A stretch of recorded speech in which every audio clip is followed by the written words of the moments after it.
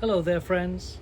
Joining you from my backyard once again, and we'll be sharing an article from HBR's selections on dealing with difficult people. Insofar as there's always a lot of conflict when you're working with a lot of people on highly collaborative teams, the title of today's article is To Resolve a Conflict. First decide, is it hot or cold? It's written by Mark Gerson, and as always I'll share a little bit about the author and then we'll jump into his advice on conflict resolution.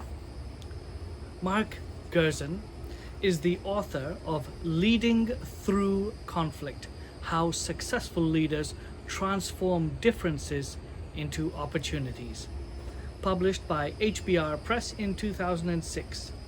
And Mark is also the president of the Mediators Foundation. This article is from 2014, but I think you'll find that the advice shared in it is still applicable and will always remain applicable. It applies to human nature. In any case, let's get started. To resolve a conflict, first decide, is it hot or cold? As a leader, you're going to face conflict. It comes with the territory. But before you try to deal with a conflict, you first need to stop and ask yourself the following question: is it hot or cold? To help you answer this vital question, consider these two definitions. 1. Hot conflict is when one or more parties are highly emotional and doing one or more of the following: speaking loudly or shouting, being physically aggressive, wild or threatening, using language that is incendiary, appearing out of control and potentially explosive. That's hot. Cold conflict, the second type, is when one or more parties seem to be suppressing emotions or are appearing unemotional and are doing one or more of the following: muttering under their breath or pursing their lips, being physically withdrawn or controlled, turning away or otherwise deflecting contact, remaining silent or speaking in a tone that is passively aggressive, appearing shut down or somehow frozen. So those are the two types of conflict, hot and cold. Now, neither of these types of conflict is constructive. Conflicts that are warm, the author says, that is already open for discussion but not inflamed with intense hostility, are far more likely to be productive. So, if you're dealing with a cold conflict, you need the skills to warm it up. And if you're dealing with a hot conflict, you need the skills to cool it down. Conflict resolution, like cooking, works best at the optimal temperature. If too hot, your conflict may explode, burning your deal and causing your relationship to flame out in anger and overt hostility. If it's too cold, your deal may be frozen, not moving forward at all, or the relationship may become icy with unexpressed emotions and withheld concerns. As a leader, you want to bring conflict into the temperature zone where it can become useful and positive. In the past 20 years that I've been dealing with conflict professionally, I've operated in both hot and cold settings. In my work with companies, educational institutions, and faith-based organizations in the United States, I have generally found cold conflict. However, in my work with politicians, both in the United States and in conflict zones around the world as a UN mediator, I have often dealt with hot conflict. And I've learned firsthand that understanding this hot-cold distinction is a crucial first step before you start trying to act like a mediator in any organization. Once you've made a definitive hot-cold diagnosis, you'll need to understand what some of the dynamics behind each situation might be. If the conflict is hot, you don't want to bring participants in a hot conflict together in the same room without setting ground rules that are strong enough to contain the potentially explosive energy. For example, if you are dealing with a conflict between two board members who have already attacked each other verbally, you would set clear ground rules and obtain agreement to them first at the outset of your board meeting before anyone has a chance to speak. Set those ground rules immediately. Try this approach. Mark suggests. Have everyone sit in a circle, then ask each person to speak in turn with strict limits. Let's say 3 minutes each, for example.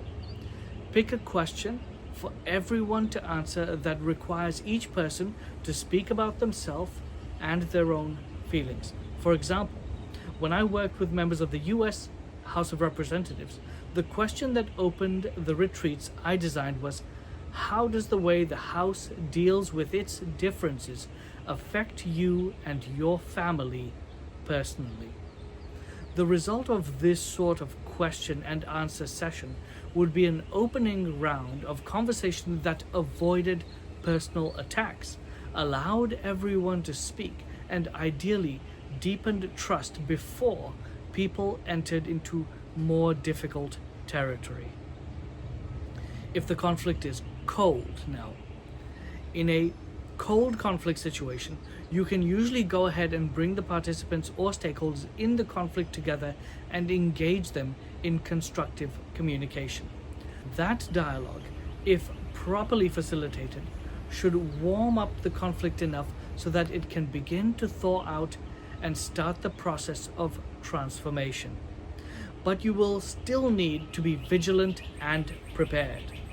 Conflict is often cold precisely because so much feeling is being repressed.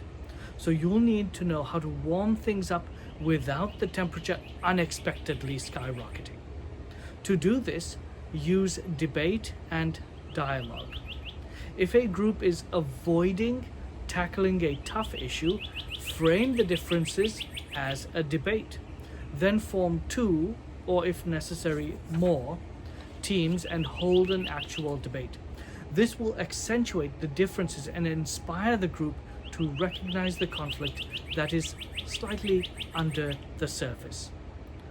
Now, for both hot and cold conflicts, whether the conflict is hot or cold, the goal is not compromise, but rather bridging the divide and innovating new options or solutions.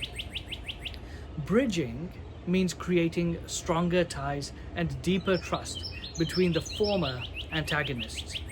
Innovating, which is distinct from compromising, means that some new resolution or possibility has emerged. Conflict resolution isn't something you learn overnight. It takes time, practice, and reflection. If you find yourself in the middle of a conflict and you haven't yet developed the skills to address it, consider bringing in a third party or professional mediator to help. With that said, if you're reading this in the middle of an intense, immediate conflict that requires urgent action, keep the following advice in mind. So remember these tips. Number 1, make time your ally. Don't rush to act. Unless you are in danger, take stock of your options. Otherwise, you might say or do something that you may later regret. Tip number 2, determine your goal and focus on it. Don't get distracted. Stick to what matters. Tip number 3, avoid name calling and finger pointing. Focus on the problem, not on the people. Tip number 4, beware of self-righteousness. Keep an open mind. You may find that you can learn something of value. Tip number 5. Listen to everything, but respond selectively. You don't have to address every single point that is said, just the ones that make a difference. So take stock of which those items are that are the focused ones, the ones that are going to make a difference in the room, and target your attention there. Number 6, take stock before you take sides. Don't speak or take any other action until you've really heard the other person out. Don't leap to conclusions before you have a firm grasp of the situation at hand. Number 7, consider calling in a third party. Someone who is not involved in the conflict may be able to provide a vital perspective for both parties. Number 8, allow your adversary to know you. Letting down your guard and letting the other person in may help them understand your point of view. Of course, this goes into personalities. It depends on the person that you are dealing with. Number 9, check the temperature gauge. If the conflict is still too hot, don't try to resolve it right away. Agree to come back when things have cooled down a bit. Number 10, observe the golden rule. Do unto others as you would have them do unto you. Be polite, be compassionate. It may inspire your adversary to do the same. Continuing to the final paragraph of this article. Keep in mind that showing your ability to navigate conflict is one of the primary ways that you reveal your character as a leader. The best time to learn is when conflict is neither hot nor too cold. By learning to control the temperature, you make it much more likely that you'll be well positioned to deal creatively with the next conflict that's inevitably coming your way.